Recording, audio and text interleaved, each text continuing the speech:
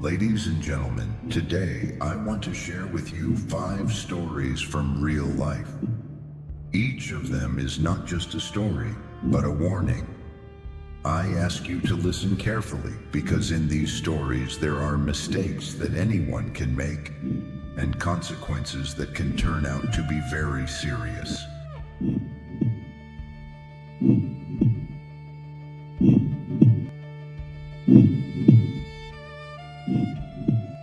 Story 1. In the year 2010, I made the courageous choice to relocate from New Orleans all the way northward to Eugene, Oregon. I was then 24 years old, embarking on this journey with just myself and my 2-year-old pit bull, both squeezed into a rather cumbersome 14-foot move-right rental vehicle packed to the brim with all my possessions. This was an era before the widespread availability of smartphones for me. I possessed only a basic flip phone without any GPS functionality and a substantial stack of printed Pathfinder prints directions occupying the passenger seat. It was undeniably not the most optimal arrangement for navigating unknown roadways, particularly given that mobile phone reception would completely disappear in certain arid regions for what truly seemed like interminable durations. Nevertheless, I felt both enthusiastic and resolute about undertaking this transcontinental journey entirely on my own terms. Somewhere deep within central Texas, I came to the realization that I had committed a slight error in judgment. My fuel gauge was precariously close to indicating empty, and I had not encountered another town exit or even a single service station for a considerable period. Just as I began to experience profound panic and question the wisdom of my life choices, a minuscule settlement abruptly appeared from nowhere, much like an optical illusion. I did not manage to register its name because my entire focus was consumed with reaching the fuel pump before my large truck completely ran out of gasoline. It was truly one of those places that you could easily miss with a quick glance, perhaps comprising a total of 6 thoroughfares, featuring hardly any discernible signs, and possessing an unnerving quietness that felt far from ordinary. I proceeded to fill my tank at the pump, never even venturing inside the establishment, and assumed I would be back on the main highway in very short order, except I was unable to locate the way back to the highway, and I do not simply mean that I became disoriented once or twice. I traversed that entire small town in a circular pattern 4 distinct times, with each successive circuit leaving me more exasperated and disoriented. I could, in fact, visually perceive the highway from specific vantage points within the town, yet every route I attempted either looped me back to my starting position or terminated abruptly. Finally, I conceded defeat and entered the gas station to seek assistance from someone. And it was at that precise moment that I encountered this slender individual positioned behind the counter. He possessed lengthy, unkempt black hair that obscured parts of his face, and he barely lifted his gaze from the periodical he was perusing. He wasn't overtly menacing, but there was an indefinable quality about him that was distinctly unsettling. He spoke in a manner that conveyed I was wasting his valuable time and provided me with directions that were utterly illogical. He instructed me to take a particular road that would lead me back to the highway, but only after traveling 17 miles beyond the town's perimeter. I paused and then articulated, "Wait, how can it be 17 miles back? I didn't even drive that great a distance to arrive here." But he merely shrugged his shoulders, mumbled an indistinct explanation about the road curving extensively, still avoiding direct eye contact with me. I departed that store with my visceral emotions in an absolute state of turmoil. The instant I reached the parking area, my hands were trembling so intensely that I could scarcely insert the key into the ignition. And the moment I settled into the driver's seat of the truck, I simply commenced weeping. There was no single action that individual had taken that unequivocally signaled danger. However, every fiber of my being intuitively understood that something was profoundly amiss. Whatever his objectives were, whether it involved the items stored in the rear of my truck or perhaps something considerably more sinister, I had absolutely no desire to ascertain. The sole predicament was that he was the only person I had encountered in that town, and I had no conceivable notion of how else I would acquire accurate directions. It was then that a dilapidated red pickup vehicle pulled up to the service station. The vehicle appeared as though it had endured multiple cataclysms, but the man who emerged from it was the quintessential embodiment of a Texas archetype. He was large and broad-shouldered, wearing a flannel shirt, work boots, and a beard. I did not hesitate for a second. I rushed towards him and inquired if he knew the way back to the main highway.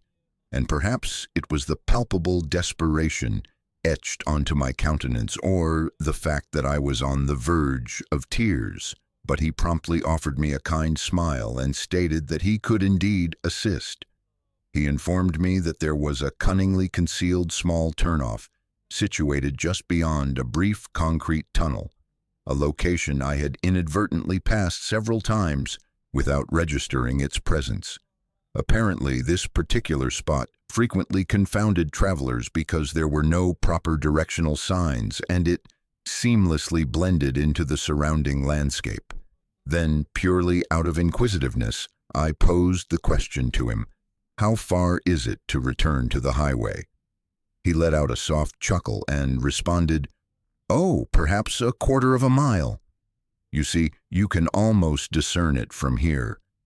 My stomach lurched downward, so I recounted to him the directions that the man at the service station had previously provided me, and his entire facial expression underwent a striking transformation.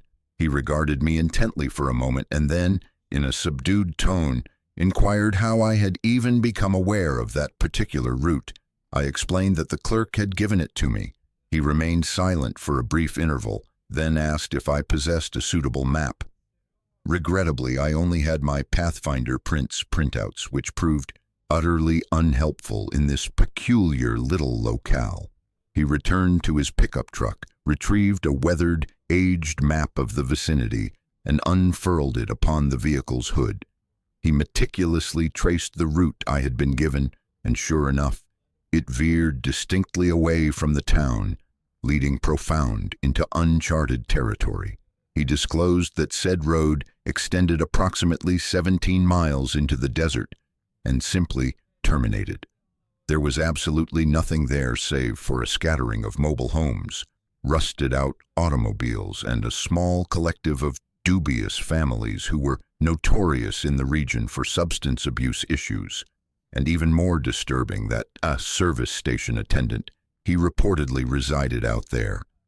I shall never forget the manner in which Texas, yes, that is how I mentally referred to him, looked at me when he affirmed that I had been wise to place trust in my instincts and to avoid that road.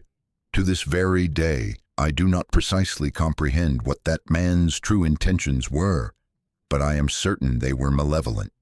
I was merely a young woman traveling alone, with a truck laden with belongings and no cellular signal, and it continues to send shivers down my spine to contemplate how effortlessly that narrative could have concluded quite differently. Instead, I experienced good fortune. I encountered a compassionate stranger with a rust-colored truck and a benevolent heart who assisted me in finding my proper direction. I never ascertained his name, but I will perpetually remember him as Texas, my guardian angel in flannel by the roadside. Story 2. The Beach Camper Follower. This incident occurred quite a number of years ago, possibly when I was approximately 20 years old or thereabouts. One of my dearest friends had extended an invitation for me to join his family on a brief road excursion that culminated with attending a concert just across the national border. The itinerary was rather relaxed, driving during the daylight hours, then pulling into designated campsites each night and settling into their recreational camper van. Nothing extravagant, simply enjoyable company, musical entertainment, and a much-needed respite from the customary routine. On our inaugural night of the journey, we had not yet even traversed the border when we arrived at a pleasant little campground situated directly adjacent to a beach. It exuded that tranquil family vacation type of ambiance. Recreational vehicles were neatly arranged in rows. Children had been playing around earlier in the day, and there was not a single suspicious individual in sight. Consequently, we all, quite naturally, lowered our vigilance without a second thought. Following our evening meal, while everyone was preparing for slumber, I decided to step outside to get some fresh air and clear my mind. I have always harbored an affection for being near bodies of water, and since the camper was essentially parked directly by the shoreline, I reasoned that a brief stroll would be entirely harmless. As I meandered down towards the beach area, I walked past an old wooden shed, one of those small storage structures commonly found near aquatic environments. I did not give it any particular thought at that moment. I merely made a mental note of it in case I required a landmark for my return journey. I removed my footwear, positioned myself where the ocean waves could wash over my feet, and allowed myself to simply relax for a while beneath the moonlight. In the distant expanse, I observed a man standing further down the shoreline. It was a public space, so I did not attach much significance to it. He was probably another camper enjoying the quietude, just like me. Eventually, I determined it was time to head back, and it was then that circumstances began to feel unsettling. That man who had been present on the beach earlier was now gone. However, the truly peculiar aspect arose when I drew closer to the shack once more. I could have sworn I detected someone attempting to conceal themselves behind it, as if they wished to evade my notice. Instantly, my brain transitioned into a state of heightened alarm. I did not wish to succumb to panic, but neither was I prepared to feign that everything was completely normal. I swiftly telephoned a friend whom I knew would be awake and commenced speaking in a very loud tone, subtly interjecting remarks such as, "Yes, I see you. I'll meet you near the camper in 5 minutes." I afforded that shack a considerable amount of distance as I continued walking, ensuring that whoever was lurking there understood that I was neither oblivious nor unaccompanied. I successfully returned to safety, securely locked the camper door behind me, and climbed into my bed, striving to dispel the lingering unease. I did not confide anything to my friend or his family because, frankly, I surmised it could have been something entirely innocuous. Perhaps an inebriated tourist, perhaps someone merely acting eccentrically.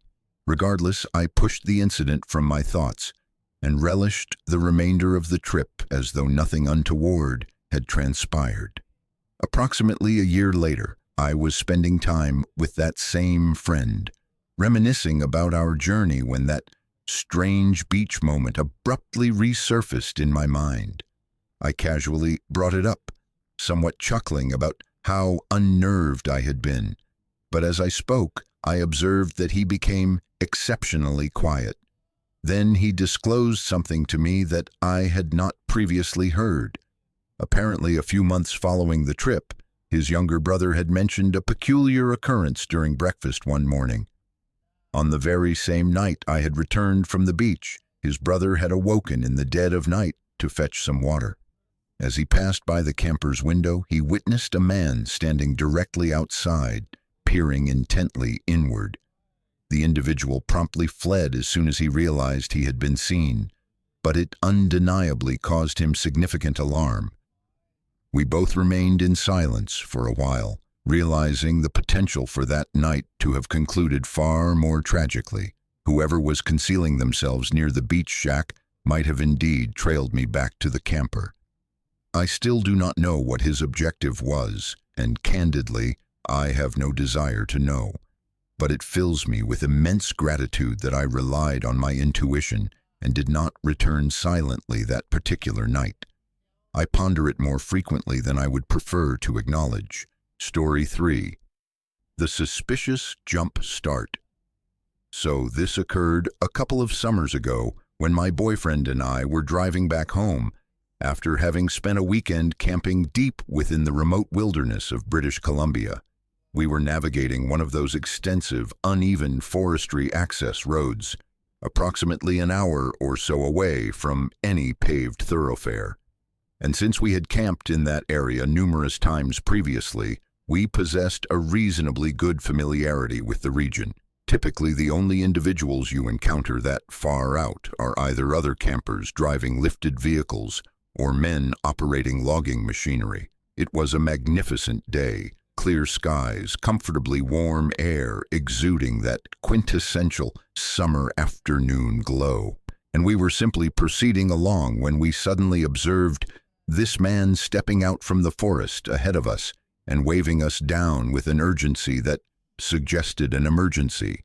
This immediately caught us off guard because it is not an everyday occurrence to see someone materialize from the woods in the middle of nowhere without any discernible vehicle nearby.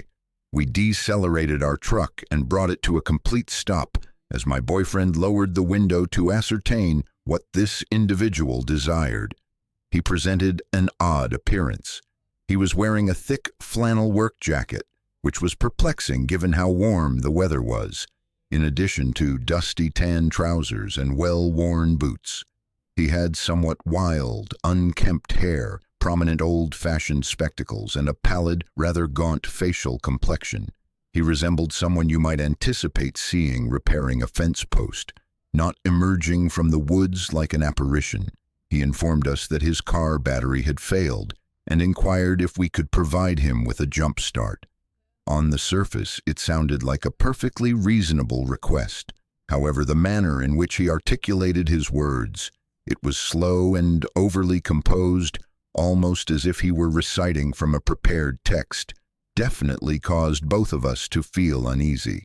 Nonetheless, we endeavor to be considerate individuals, especially in such remote areas where assistance is scarce. So we agreed to help. He mentioned that his car was situated just a little further along a side trail that was entirely overgrown. As he commenced walking ahead, we followed behind in our truck, somewhat jesting to each other that this could absolutely be the genesis of a horror motion picture. But beneath the superficial humor, we both were genuinely on edge. After perhaps 150 meters down this narrow, brush-laden pathway, we entered a small clearing that we would never have discovered had he not guided us. True to his word, there was a dusty, aged beige sedan parked there, appearing far too delicate for those rugged roads, with its trunk ajar and a blanket somewhat haphazardly draped over the back as if to conceal something. The hood was already raised, which was peculiar, but my boyfriend exited the truck and retrieved the jumper cables while I quietly slipped into the driver's seat just as a precaution. I did not wish to overreact, but something about the entire arrangement felt incorrect. I even surveyed my surroundings for anything I might seize as a defensive object if the need arose. The man continued conversing with my boyfriend in an awkward, forced friendly manner, mentioning some companion who had supposedly been fishing with him but had departed earlier, which did not make a great deal of logical sense. He simply stood there while my boyfriend performed all the labor, as if he were anticipating something. Eventually, my boyfriend had to remind him to get into his vehicle and turn the ignition key, which he did. And indeed, the engine started. He promptly exited the car again and expressed his gratitude to us. But his tone possessed an oddly intense quality, as if he was exerting tremendous effort to appear normal, but not quite succeeding. My boyfriend did not even bother properly stowing the cables away. He simply re-entered the truck, and as soon as he closed the door, I shifted the vehicle into reverse and rapidly backed out of that location, with branches audibly scraping along both sides of the truck. When we returned to the primary road, I exhaled for the first time in what felt like an eternity. As we drove away, my boyfriend informed me that the man had just stood there, silently observing us the entire time as we maneuvered backward. And certainly perhaps he was merely an eccentric individual with a depleted battery and some social awkwardness. But neither of us observed any fishing equipment near the car, and the entirety of the situation felt far too bizarre to be simply a coincidence. I still experience that unsettling sensation in my stomach when I contemplate how remote that particular spot was. I honestly believe the sole reason nothing adverse transpired was because we both maintained our alertness and did not afford him the opportunity to catch us unprepared. Sometimes placing confidence in your intuition makes all the crucial difference. Story 4. The Highway Pursuer. So this occurred a couple of summers ago when my boyfriend and I were driving back home after having spent a weekend camping deep within the remote wilderness of British Columbia. We were navigating one of those extensive, uneven forestry access roads, approximately an hour or so away from any paved thoroughfare. And since we had camped in that area numerous times previously, we possessed a reasonably good familiarity with the region. Typically, the only individuals you encounter that far out are either other campers driving lifted vehicles or men operating logging machinery. It was a magnificent day, clear skies, comfortably warm air, exuding that quintessential summer afternoon glow, and we were simply proceeding along when we suddenly observed this man stepping out from the forest ahead of us and waving us down with an urgency that suggested an emergency. This immediately caught us off guard because it is not an everyday occurrence to see someone materialize from the woods in the middle of nowhere without any discernible vehicle nearby. We decelerated our truck and brought it to a complete stop as my boyfriend lowered the window to ascertain what this individual desired. He presented an odd appearance. He was wearing a thick flannel work jacket, which was perplexing given how warm the weather was. In addition to dusty tan trousers and well-worn boots, he had somewhat wild, unkempt hair, prominent old-fashioned spectacles, and a pallid, rather gaunt facial complexion. He resembled someone you might anticipate seeing repairing a fence post, not emerging from the woods like an apparition. He informed us that his car battery had failed and inquired if we could provide him with a jump start. On the surface, it sounded like a perfectly reasonable request. However, the manner in which he articulated his words, it was slow and overly composed, almost as if he were reciting from a prepared text, definitely caused both of us to feel uneasy. Nonetheless, we endeavor to be considerate individuals, especially in such remote areas where assistance is scarce. So we agreed to help. He mentioned that his car was situated just a little further along a side trail that was entirely overgrown. As he commenced walking ahead, we followed behind in our truck, somewhat jesting to each other that this could absolutely be the genesis of a horror motion picture. But beneath the superficial humor, we both were genuinely on edge. After perhaps 150 meters down this narrow, brush-laden pathway, we entered a small clearing that we would never have discovered had he not guided us. True to his word, there was a dusty, aged beige sedan parked there, appearing far too delicate for those rugged roads, with its trunk ajar and a blanket somewhat haphazardly draped over the back as if to conceal something. The hood was already raised, which was peculiar, but my boyfriend exited the truck and retrieved the jumper cables while I quietly slipped into the driver's seat, just as a precaution. I did not wish to overreact, but something about the entire arrangement felt incorrect. I even surveyed my surroundings for anything I might seize as a defensive object if the need arose. The man continued conversing with my boyfriend in an awkward, forced friendly manner, mentioning some companion who had supposedly been fishing with him but had departed earlier, which did not make a great deal of logical sense. He simply stood there while my boyfriend performed all the labor, as if he were anticipating something. Eventually, my boyfriend had to remind him to get into his vehicle and turn the ignition key, which he did. And indeed, the engine started. He promptly exited the car again and expressed his gratitude to us, but his tone possessed an oddly intense quality, as if he was exerting tremendous effort to appear normal, but not quite succeeding. My boyfriend did not even bother properly stowing the cables away. He simply re-entered the truck, and as soon as he closed the door, I shifted the vehicle into reverse and rapidly backed out of that location, with branches audibly scraping along both sides of the truck. When we returned to the primary road, I exhaled for the first time in what felt like an eternity.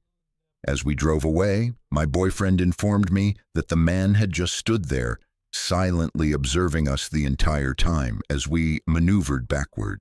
And certainly perhaps he was merely an eccentric individual with a depleted battery and some social awkwardness. But neither of us observed any fishing equipment near the car, and the entirety of the situation felt far too bizarre to be simply a coincidence. I still experience that unsettling sensation in my stomach when I contemplate how remote that particular spot was. I honestly believe the sole reason nothing adverse transpired was because we both maintained our alertness and did not afford him the opportunity to catch us unprepared. Sometimes placing confidence in your intuition makes all the crucial difference. Story 5.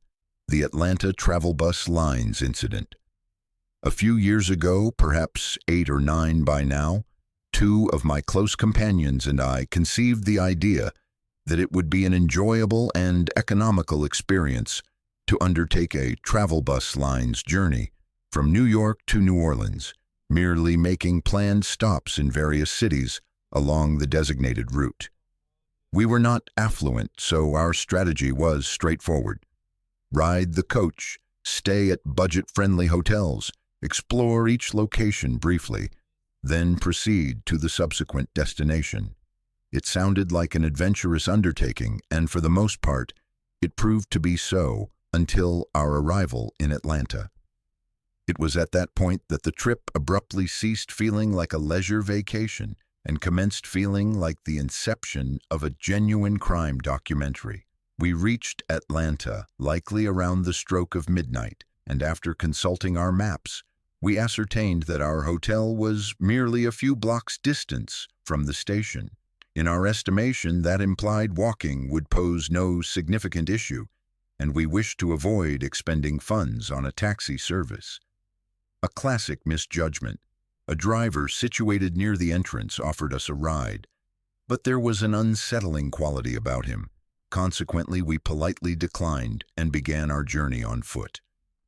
3 unmistakably out-of-place individuals, hauling rolling luggage through a rather deprived section of town, appearing as though we were actively inviting robbery. Barely a minute into our walk, a woman who appeared to be under the influence began to follow us, speaking rapidly and soliciting money, while proposing an enjoyable time if we accompanied her. We attempted to dismiss her and quickened our pace, but the situation continued to grow increasingly precarious. A few steps further on, we observed 3 men wearing bandanas trailing us, remaining silent, merely maintaining a consistent distance behind us. We paused to adjust our baggage, and they too halted their movement. That was the precise moment my stomach constricted with apprehension. We were being hunted, plain and simple. Just as circumstances were intensifying, the woman reappeared, even more aggressive than before, still pressing the same peculiar proposition. Fortunately, a formidable bouncer from a nearby gentleman's club witnessed the unfolding situation and vociferously instructed her to retreat. Another man, who evidently knew her, intervened to dispute with the bouncer, and the commotion began to grow louder. Amidst the disarray, a security officer from the coach station must have noticed us because he approached and essentially reprimanded us, saying, "What on earth were you thinking walking around here at night?" He pointed out how we resembled obvious targets. And indeed, He was not mistaken. The security officer escorted us back towards the station and emphatically told us to take a taxi this time, making it clear there would be no exceptions. The only issue was that the identical taxi driver, whom we had initially rejected, was still parked out front, and the officer instructed him to transport us. The instant we entered the vehicle, that uneasy sensation surged back into full force. He selected an unfamiliar route, pressed the accelerator forcefully, and began muttering to himself under his breath, as though he were engaged in a conversation with an unseen entity. We noticed he secured all the doors using a button on the dashboard, and were uncertain whether we were being abducted or simply driven by someone mentally unstable. We informed him on several occasions that the hotel was located in the opposite direction, but he completely disregarded our statements. When he finally drew up to the hotel, he stopped and simply stared straight ahead for a moment, breathing heavily. Then, without glancing at us, he articulated in a calm but chilling voice, "Why didn't you get in the car earlier?" And then, "Something wrong with the way I look?" It was abundantly clear that he was incensed by our initial refusal of his offer. We attempted to provide an explanation. We simply thought the walk would be quicker and were unfamiliar with the locale. We paid the fare, granted him a respectable gratuity merely to circumvent any potential confrontation, and practically sprinted towards the hotel entrance. But before we made it inside, I glanced back, and there he stood, outside his car, simply staring at us as though we owed him something. No words were exchanged, no movement was made, just that cold, unwavering gaze. Inside the hotel, matters did not improve. It was disreputable. We barricaded the door, and none of us managed to sleep for more than an hour. We changed hotels the very next morning and mutually agreed that regardless of our future destinations, if it involved Atlanta or travel bus lines, it would be a firm rejection from all of us. Story 6. The Persistent Tailgater. Back in early 2016, I was 23 years old and residing in a tranquil, secluded location in northern New Mexico. That particular weekend, I had driven alone up to Boulder, Colorado to visit a friend and take some time to unwind. It constitutes a lengthy drive, but I had undertaken it numerous times previously, so the distance did not unduly concern me. Furthermore, the desert scenery consistently provided for a visually appealing journey. The return trip proceeded smoothly all the way until I made a stop in a town named Alamosa to acquire fuel. That is the final actual town before you enter a desolate, uninhabited expanse for nearly 90 miles with nothing surrounding you but unpaved roads, scattered mobile homes, and high desert topography. It was just beginning to grow dark when I departed the service station, and almost immediately I observed an older blue sedan also pulling out and ultimately positioning itself behind me on the highway. I did not dwell on it significantly at first, but after a few minutes I realized they were following excessively closely for comfort. I presumed perhaps they were in a rush and would soon overtake me, but they did not. I slightly increased my speed, and so did they. I reduced my speed, and they reduced theirs. It was unnerving how perfectly synchronized they were with my velocity. And for a fleeting moment, I contemplated whether it might be a law enforcement officer waiting to catch me making an infraction. So I decided to pull off at a small convenience store in Antonito, thinking, all right, if it's a police officer, they will stop and engage with me now. The car also pulled over, parking directly behind me, but no one emerged from it. I remained completely motionless, attempting to project an air of calm as if I were not on the verge of experiencing a panic attack. After several minutes of silence and no activity from them, I resolved to resume my journey, hoping perhaps they would grow bored. But no, they pulled out directly behind me, still relentlessly pursuing me as if it were some kind of game. I had approximately an hour of travel remaining, and the highway was steadily becoming darker and more deserted. By the time I crossed into the state of New Mexico, any lingering hope I possessed that this was merely some harmless misunderstanding had completely vanished. My intuition clearly and loudly communicated to me that this situation was absolutely not acceptable. The most troubling aspect was that my cellular device was practically useless. It was one of those older global phone models that only functioned when connected to a Wi-Fi network, and I was deep within an area notorious for being disreputable, particularly on the TA Mesa. People frequently recount strange occurrences happening out there, inexplicable lights in the sky, individuals inexplicably disappearing, you name it. And now I was being pursued through this area with absolutely no means to summon aid. I was so profoundly shaken that I completely missed the turn that led to the long, unpaved road home. Fortunately, I recalled a small, scenic rest area located off the highway that was typically illuminated and had a few people present.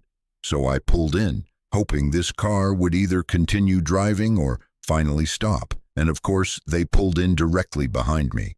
At this juncture, I was terrified, but also seriously enraged. So I decided to simply walk directly up to the driver and ascertain precisely what was transpiring. And when the windows slowly descended, I was utterly taken aback. Behind the steering wheel was an average-looking middle-aged woman. I am unsure what I had been anticipating, but it certainly was not that. I questioned her as to why she had been following me for nearly 90 miles, and she offered me a peculiar excuse about mistakenly believing I was her daughter. I simply stared at her with an expression of disbelief, thinking, "Lady, what are you talking about?" My vehicle possessed license plates from a different state, was adorned with brightly colored, unusual bumper stickers, and bore absolutely no resemblance to something one would confuse for their child's car. Furthermore, would you not contact your daughter if you were genuinely that perplexed? None of her explanation made any logical sense, and frankly, the more she spoke, the more unsettling the situation became. I sternly admonished her and then drove off once more, convinced that this would finally be the conclusion of the ordeal. But when I turned off onto the unpaved road that led to my residence, she also turned in. I slammed on the brakes, exited my car, and very distinctly informed her that this was not a public thoroughfare. There was no alternative exit, and it was dangerous to become disoriented out here in the darkness. She simply continued offering apologies in that same soft, unwavering tone. But when I re-entered my car and resumed driving, she persisted in following me. I was so incredibly close to my home at that particular point, and I continuously hoped that my boyfriend would be present. As soon as I pulled into our driveway, she also pulled in, parked her vehicle, and exited. She began to walk towards me, inquiring if she could spend the night at our dwelling because she was too fatigued to continue driving. I began to shout at her, demanding that she leave, and just as the commotion intensified, my boyfriend emerged onto the porch. The instant she perceived him, she froze in her tracks, turned around abruptly, and essentially sprinted back to her car. She departed without uttering another word, and we never saw her again. To this day, I have no comprehension of what her actual motive was, or if someone else was concealed in the rear seat of that vehicle. I merely know that she followed me for nearly 90 miles through isolated roads, openly lied to my face, and only retreated when another adult made an appearance. Whatever she was intending, it was not benign. Story 7. The GPS Glitch. All right, so this particular event transpired not too long ago, April 4th, 2022, to be precise. My friend and I had just concluded an extraordinary evening in Columbus, Ohio, after attending a live performance by Matt Maltese, and we were making our way back home to Kentucky. Approximately 20 or 30 minutes into our drive, we realized we had not consumed much food since earlier in the evening. So we exited the highway to stop at a random service station, acquire some refreshments, and use the restroom facilities. Everything proceeded quite normally, purchasing chips, drinks, a quick bathroom break, and we returned to the car, prepared to simply relax and drive home. But when I glanced down at my GPS device, I observed that it had altered our designated route from the customary interstate to some unfamiliar back highway. Now it was already around midnight, and we were both utterly exhausted, so I did not extensively question it. I surmised perhaps there was traffic congestion or an accident, and my sole desire was to reach home. As soon as we turned onto the newly suggested route, however, circumstances began to feel off. There were no streetlights, no other vehicles, no commercial establishments or residential properties, just expansive open fields as far as the eye could discern. The service station we had just departed seemed to be the last vestige of human habitation, and even the road stretching ahead appeared as though it belonged in a horror film. After traversing about 5 or 6 miles through this unnerving void, the GPS instructed me to execute a right turn onto some minuscule road that hardly appeared to be in use. There were no painted lines, no street name signs, and only a couple of sparsely scattered houses along the way. Although none of them seemed to have been inhabited for many years, the prevailing atmosphere was seriously disquieting. I jokingly remarked to my friend something along the lines of, "This feels like where you would encounter an SS using just the abbreviation, if you know, you know." He immediately retorted with, "Dude, don't even utter that," and chuckled, but it did not genuinely alleviate the tension. Then the GPS announced that a railroad crossing was imminent. So I commenced looking for the tracks, but we did not perceive them until they were quite literally directly in front of us. Just rusted metal and graffiti-covered train cars sitting there in absolute silence. There were no blinking lights, no lowered gate arms, not even a solitary sound. The entire train appeared abandoned, as though it had remained immobile in that very spot for years. My headlights barely illuminated it, but the scant amount I could perceive was sufficient to cause both of us to freeze. It was then that my friend uttered my name very quietly, as if he was trying not to induce panic in me. But we were both already profoundly panicked. It felt as though we were not meant to be there, as if we had inadvertently slipped into a realm that was not real. There was no possibility of proceeding forward, and there was certainly no alternative path around it. So I abruptly shifted the car into reverse, spun around through the grassy area, and accelerated back down the highway at approximately 80 miles per hour until we reached the service station we had previously stopped at. Once we arrived there and finally began to regulate our breathing again, we simply sat in silence for a few minutes, attempting to comprehend what had just transpired. We reactivated the GPS once more, and just like that, it rerouted back to the interstate as though nothing out of the ordinary had ever occurred. There was no indication of that unsettling back road, no mention of a railroad crossing, no discernible reason why we were ever directed that way. And the compelling detail is that train was not merely broken down recently. The wheels exhibited corrosion. The entire structure appeared as though it had been slowly decaying in that precise location for years. Why would the GPS send us to an impassable dead end like that? The more I reflect upon it, the more it profoundly disturbs me. From the moment we departed that service station to the instant we returned, the entire experience felt artificial, as if we were not truly present or we were in some entirely different dimension. It did not feel like a typical detour or an erroneous route. It felt profoundly wrong. Perhaps it was merely late-night paranoia, or perhaps it was something entirely distinct. But I genuinely swear I have never before experienced that particular intensity of dread.